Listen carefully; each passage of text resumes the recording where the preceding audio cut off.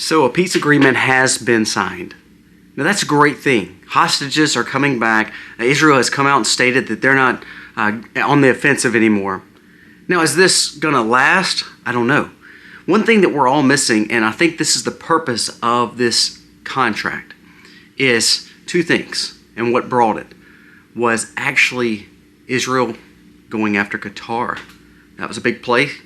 And then also, there is a 20-point plan that they had to sign. Now, do you honestly believe that Hamas is going to keep to this 20-point plan? No one actually does. But that was the purpose. Let's dive into what I believe this peace plan actually is representing. And I'm not saying it's not good. I'm not saying it's not bad. I'm just saying this is what I believe when I see this peace agreement. Bring back the hostages.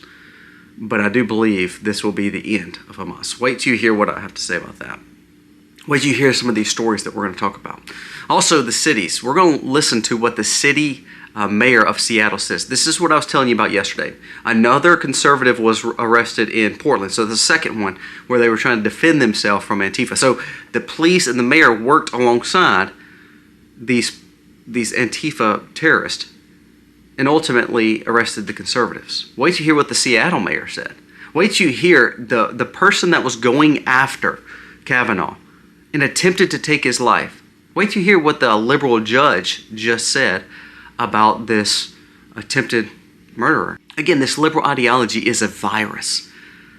It truly is. It's probably one of the worst things that we can face is this ideology. We'll discuss that. Also, we're going to discuss Christian persecution. It's amazing how we talk about Gaza. It's amazing how we talk about all these other regions in the world. Wait till you hear the numbers that are coming out of Nigeria and the churches, the people, the persecution by the Muslims. Why don't we hear more people talking about it? We need to discuss this and openly say, look, if we're going to talk about the UN supporting and all the money we give to all these government bodies, these NGOs, why are they not helping Nigeria? Because for some reason, I'm not hearing a lot of people help Nigeria. Is it because it's just Christians? We'll discuss that. And then lastly, we're coming up on the 250th year. You know, we're getting close to what the globalists wanted with the reset of 2030. You know, most empires have never really made it past 250 years.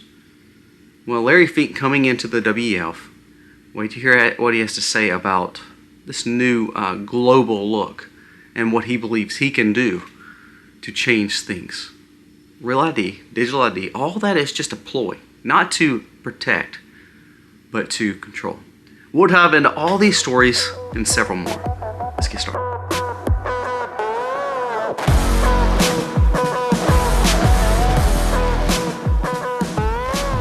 Hey guys, welcome to our channel. Thank you so very much for being here today. If you are new, we humbly ask that you come down here, subscribe to the channel, give us a thumbs up if you like the content, and we appreciate you so very much. Remember my Life with Colby Mack channel, my vlog channel. You see it, like you can see how burned I am. That's not just from us going on a 2-day trip to the beach. I work a lot outside with the gardens, and so you kind of see that on the other channel. So go check it out. It's very uplifting. Our goal is to motivate you to be sustainable and to love on your family. So go check out that channel. Let's talk about this this agreement that was just signed. Now, Trump warned them by Sunday that all Hades would break loose on Hamas if they did not sign this agreement. He had already told Israel that if they choose not to sign it, you do what you have to do. And Bibi said, we will do it. We'll do it individually. We won't need your help, but we will go in and destroy. Now, it's good that we're getting these hostages back. This 20-point plan is way bigger than what any country or group of individuals could even agree to. It just shows how desperate Hamas is. Because why? I think Israel proved their point when they went to Doha. I think that, and here's why. They've hit places in Syria. They've hit places in Lebanon. They've hit places in Yemen. They've hit places all over. And so they were hitting these targets. Now, Qatar is just sitting there, one of the richest small countries in the Middle East. Has power, but also was funding. Unlike Iran that was kind of losing its luster, Qatar is very strong. But they do have some relationship with America.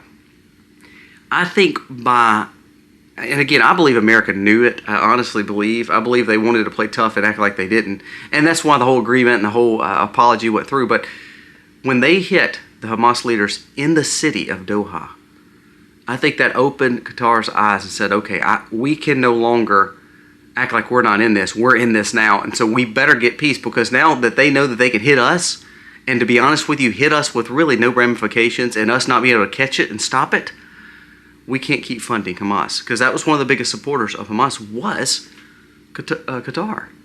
So I think it brought Qatar to the table, and then it's going to bring a lot more Middle Eastern countries to the table.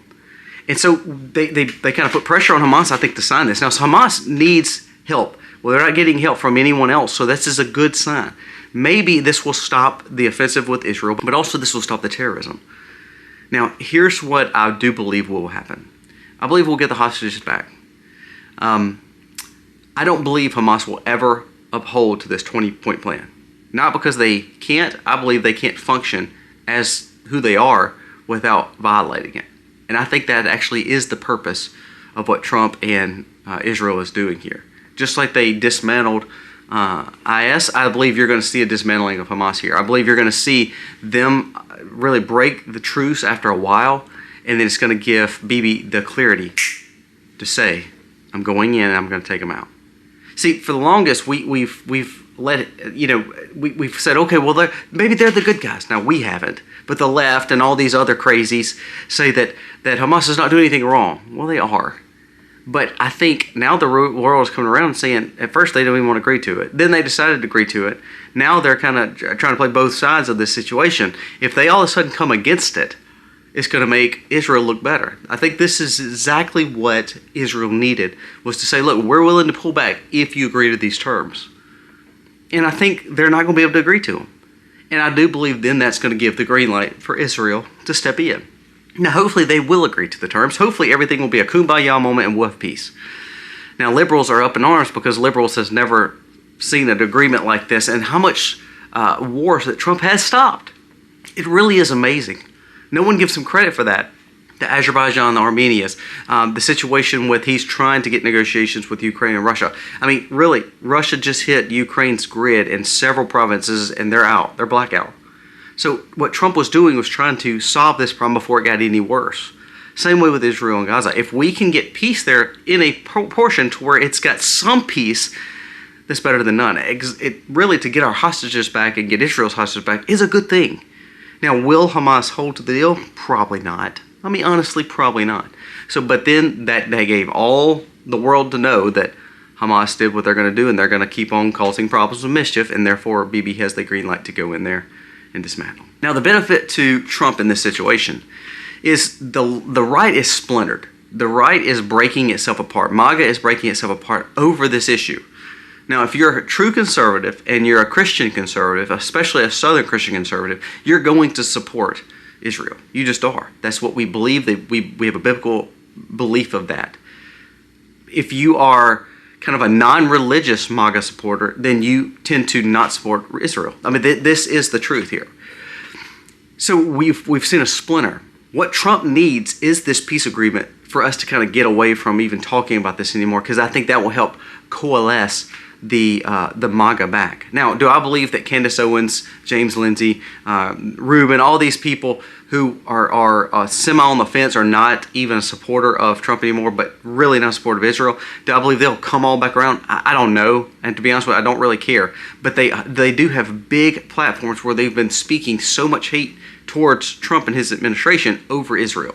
So I think this shows that Trump made this plan happen. Trump is over this. Trump has also said that if this fails, not only can Israel go in, it gives him more power over this agreement. It puts America in the driver's seat. So I think this is a good way to bring the base back together as much as we can, to where then we can get ready for midterms as we come up for the next year. So this really is a win-win, I think, for Trump and the administration, also Israel, but really hopefully seeing that, will peace come? Probably not, but will it give the green light to make sure that things look a little bit better as they go into Gaza and take out Hamas? I do think this is a good move.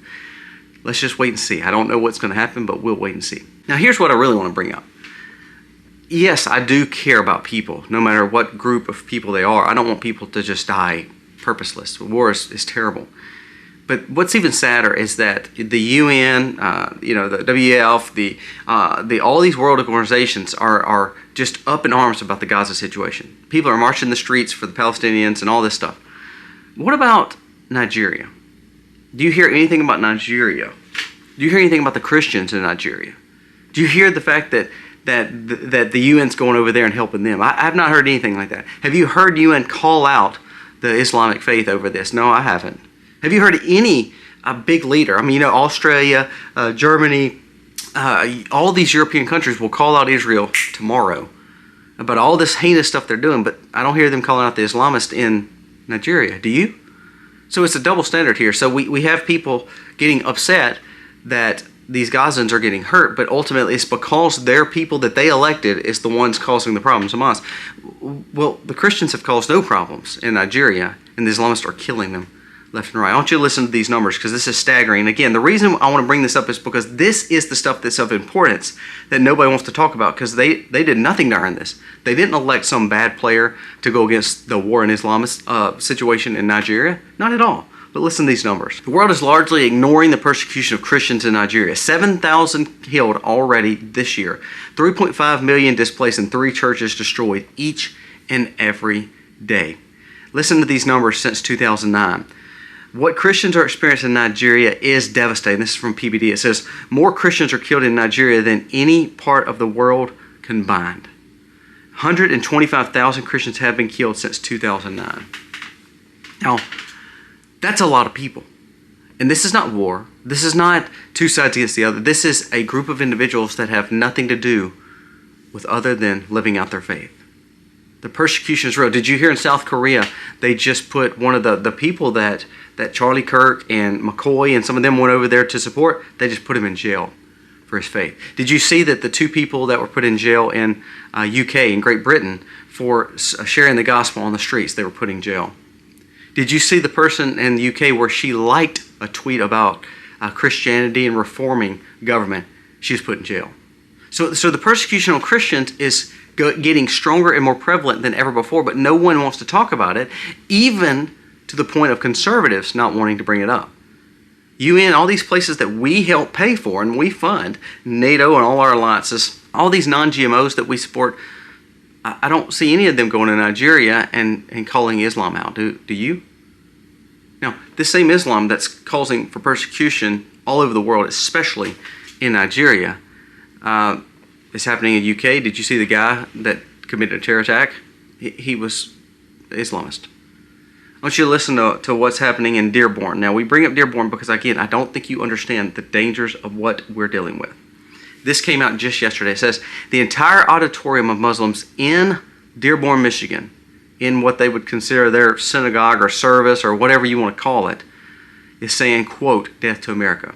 Until we turn the White House into a Shiite Islamic center, we all continue to shout death to America. Islam is not compatible with the West. Not compatible with America at all. They're not living peacefully. They're not wanting to just be a part of America and assimilate. They're not wanting that. They're wanting to take it over. So why are we allowing it to happen overseas? But honestly, why are we allowing this to even start here? Why do we even give this group of individuals who absolutely hate us a chance to be here? This is where there's a difference, and this is where I'm not quite a libertarian. When I say I'm a Christian libertarian, there's also connotations to say that libertarians also believe a little too free, meaning kind of moral relativism. And what I say by that is this: yes, I want people to live free, but at the same time, if people are shedding death to my family, that's not freedom. That's absolutely against America. You get what I'm saying? And when people are like, well, I mean, we give them that freedom. And if you take their freedom, they're going to take your freedom's going to be taken too. Well, no, that's not the case, because I'm not calling for death for anybody. They are, and that's our way of life. It's amazing that we give them freedom to chant that, but then when they actually put action to words, are we going to do anything to stop it? It's kind of like the same situations happening with this Antifa thing. I mean, listen to these stories here. There was another conservative that was arrested. There is now anti-protest or anti-riot protests going on at the ICE facilities. So you have the ICE facilities, these terror groups of Antifa are coming in there trying to cause mischief and problems. Then you have journalists, conservative journalists, feminine, but also now you have people waving American flags that are saying, we don't want these Antifa members here. We're supportive of what Trump is doing. And now the police is working against them. They're arresting those guys for causing violence. Now, is that not crazy? Is that not absolutely crazy that we're seeing the police in these liberal areas actually support Antifa and support the dangers of what the cities are becoming?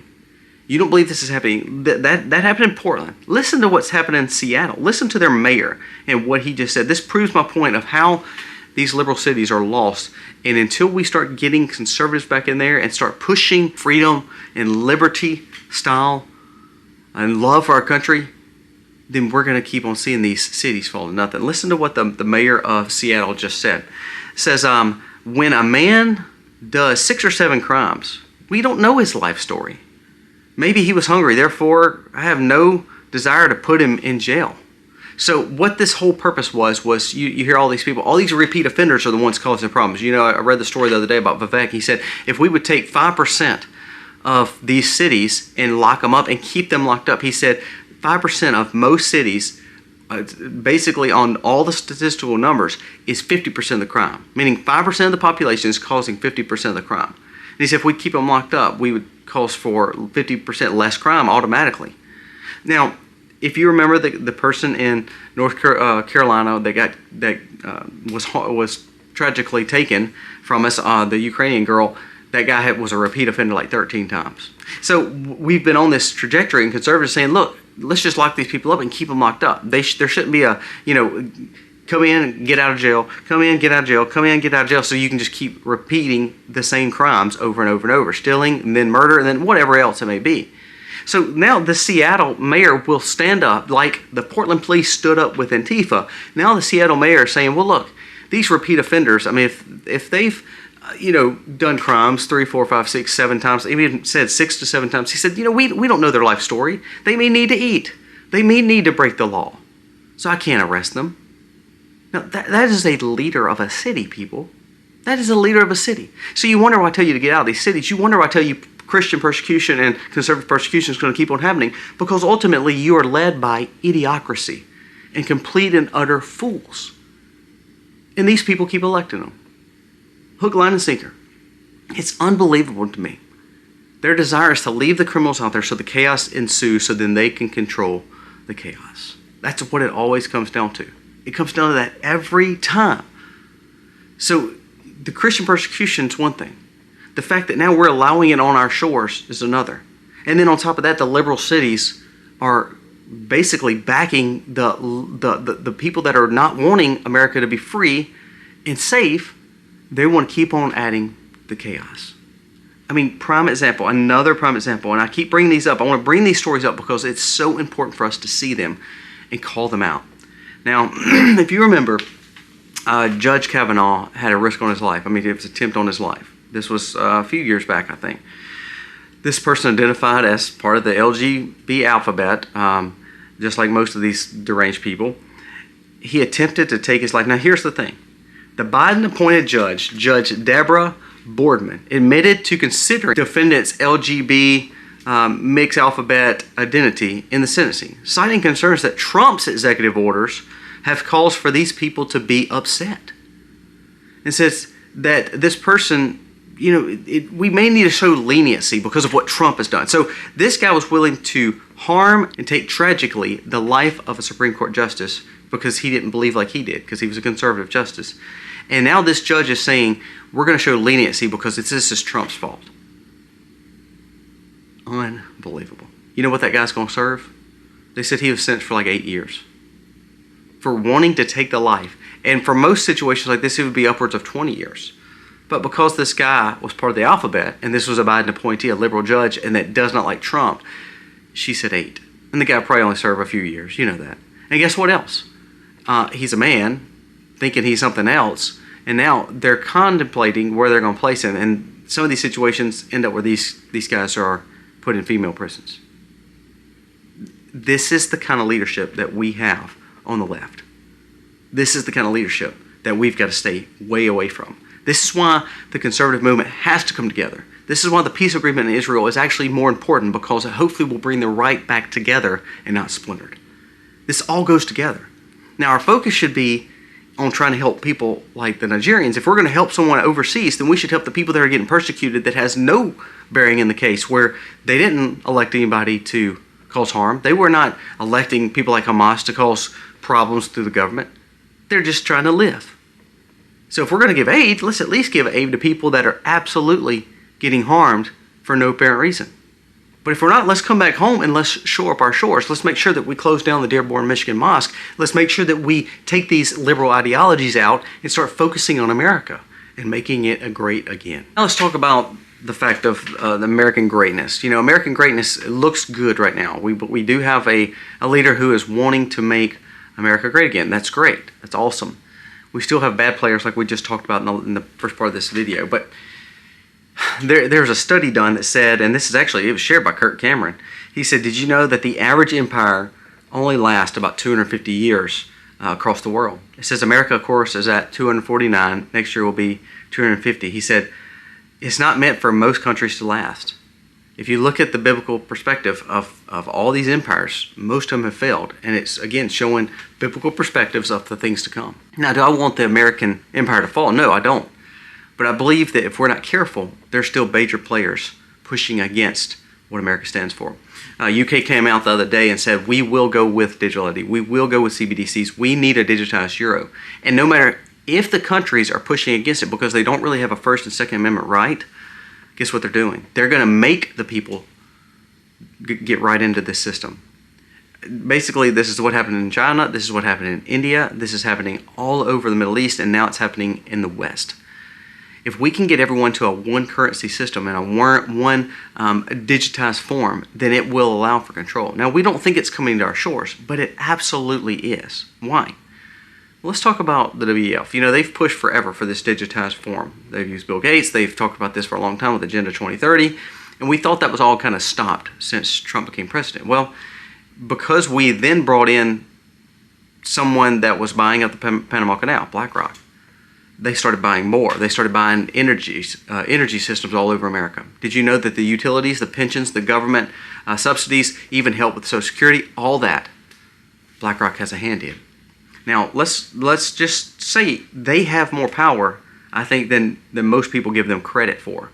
I want you to listen to this. This came from Wide Awake Media. It says, now that Klaus Schwab has stepped down, BlackRock CEO Larry Fink has now came in. And actually, this is going to be way worse for America and the world because of this. It says, he once bragged about his power being forced behaviors on companies that can help promote WEF and their new agenda of reset. It says, with $12 trillion in assets of his disposal, meaning all over the world, he's over banks, he's over energy firms, he's over all corporations that deal with massively helping the American people and the world move their life forward. He's over it. So if he keeps putting pressure on these businesses, and remember, we have an election coming up, a midterm, which will ultimately decide if Trump is going to be a lame duck president or more things will get passed. I believe the Congress is worthless. I do believe that. But I do believe we need to at least have Republican leadership there to where hopefully some things will pass. But if all of a sudden Democrats win back, when they shouldn't, because all this stuff that they're wanting, listen to what the Democrats want right quick, and then we're going to go back to the story. You know, they're wanting the shutdown to keep going. Here's what they're pushing for in the shutdown. $1.5 trillion worth of money going towards illegal immigrants, Medicare for all. They're also wanting $3 million for circumcisions and vasectomies in Zambia, $833,000 for trans people in Nepal, $4.2 million for the LGBT movement in the Balkans and Uganda, $3.6 million for pastry cooking classes and dance focus groups for male prostitutes in Haiti, $500,000 for electrical buses in Rwanda, $6 million for media organizations for the Palestinians, $300,000 for the Pride Parade somewhere across the seas in Lesotho, and $882,000 for social media and mentorship in Serbia. None of that had American in it at all. All of it had the LGBT alphabet soup tied into it and where they were going to push all this money. That's what they're holding the shutdown for. That's why they're holding your money up. That's why they're holding the military's money up, so they can give $3.6 million for cooking classes for male prostitutes in Haiti, and give $3 million for vasectomies in Zambia, and $833,000 for trans in Nepal. Do you get what I'm saying? So the Democrats have lost their way. But if we don't start exposing this more, then they're going to win midterms. We don't need that. Also, 28, we have a presidency that will come back up. Now, Trump is not going to run. It's going to be someone like J.D. Vance or Marco Rubio, maybe one of the Trump sons, maybe Tulsi, maybe RFK, whoever it may be. But bottom line is, if we don't win, and you give the power back to the left, they're going to push the same thing that the UK is pushing, which is ultimately what Larry Fink wants, which is ultimately over most of our government when it comes to money in our economy. Do you realize that? They are the biggest player in the stock market. They are the biggest player in pensions. They are the biggest player across the world side. They are also the biggest player in trade now, since we gave them the Panama Canal. They also are buying more and more energy homes and energy firms all over America to where they control the grid too. So when Kirk Cameron says, well, you know, the empires rise and fall, but even biblical, we never saw an empire really last over around 250 years. We're right there at it. Now, America has two pathways. We can keep following this conservative, freedom-oriented way that Trump is pushing peace through strength, but wanting America to be great. And we may have a lot of great years left. Revival, reawakening, things can actually happen. Or we can go the way of the world. We can have chaos in the streets. We can keep pushing this democratic narrative. And we can allow people like Larry Fink in the World Economic Forum to be over it. He's an American. So he's going to, quote unquote, push for America to be in this more than anybody. So the question is, what way are we looking at going in America? When America struggles or America has problems, the rest of the world will too. We either have to be the shining light or the thing that tanks the Titanic. It's us. We're the iceberg. So can we pull it out and reawaken and make America better? Now, we've made Washington, D.C. better. We're making Memphis better. We're doing a lot of great things. But the question is, can we keep doing it? And are we going to keep doing it? And are we going to keep exposing what the Democrats have been doing? Are we going to stand up for Christians? Are we going to push this radical ideology out of America? Are we going to absolutely have a backbone and be bold as lions? Hope so. It comes down to us having knowledge and wisdom and common sense to say, this is all crazy. We want our own children to raise. We want them learning education, not indoctrination. We want our money sound, and we want our debt down, and we want good leadership. That's not a lot to ask, guys. Let me know your thoughts on today's video.